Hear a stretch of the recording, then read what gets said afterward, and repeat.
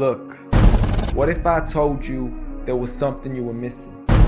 What if I told you that Jesus doesn't really fit into your description? What if I told you that follower of Christ doesn't automatically mean Christian, and just because you believe in faith doesn't mean Jesus didn't believe in submission and conviction? Listen, you say Jesus was God and that God had descended. We say Jesus was man, for Jesus was dependent. Our God is all great and cannot be comprehended. You say that God was murdered, or do you believe that he pretended? See, God gave us brains and God gave us logic, but I guess God wanted us to use them in everything else except for this topic.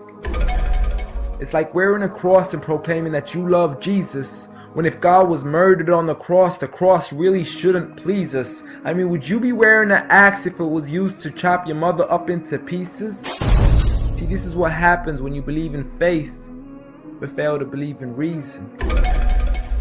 See, we used to worship the Creator until Satan turned us to the creation. We began to worship the people and neglect the one who made them. We began to believe that God had died, but how could a God even be created? A miraculous birth, and therefore the Son of God was begotten. See, the creation of Jesus was easy, but you seem to have forgotten that God says be, and it is, just like with Adam, a concept too complex for the church to merely fathom. But he was the creator of the universe, for all we know, even more. And so what if we can't see him? I mean, what, you acting like our universe is small? I mean, there's still so much we're still yet to explore. I mean, there's still so many things as human beings we still haven't seen, touched, heard, or saw. I mean, our eyes can't even handle the sight of the sun. So how can we possibly handle the sight of our Lord? See, Jesus used to pray, but in your opinion, who'd he pray to? I mean, if Jesus was God, surely prayer would be of no use. Or did he only require it when he needed to know the truth? Like when God wasn't sure whether it was the season of the fruit. Or maybe he prayed when there was something he couldn't do. Like when he said, I of myself can do nothing. But you took it as there's nothing he couldn't do. See, no one used to worship Jesus, so ask yourself, why do you? A concept so straightforward, but has left so many confused. See, Jesus preached one God, but the church has failed to practice. And I mean, you don't have to be that dumb to know that 1 + 1 + 1 equaling 1 isn't necessarily going to give you a pass in mathematics. See, the church said 3, when Jesus said 1.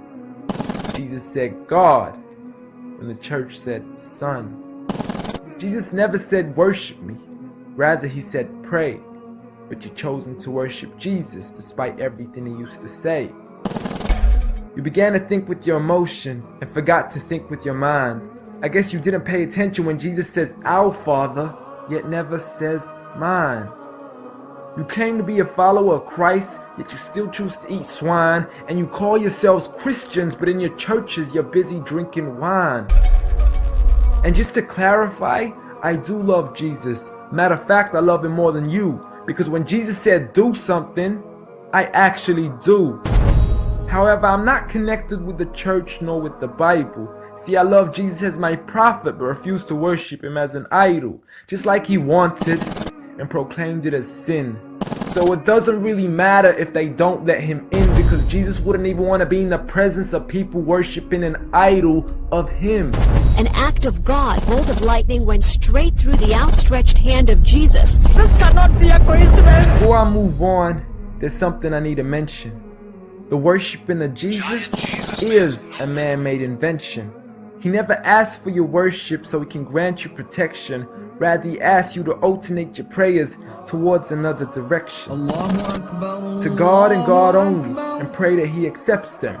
And know that just because you love Jesus doesn't mean he feels the same way about your affection. See, what you believe in is exactly what he resented.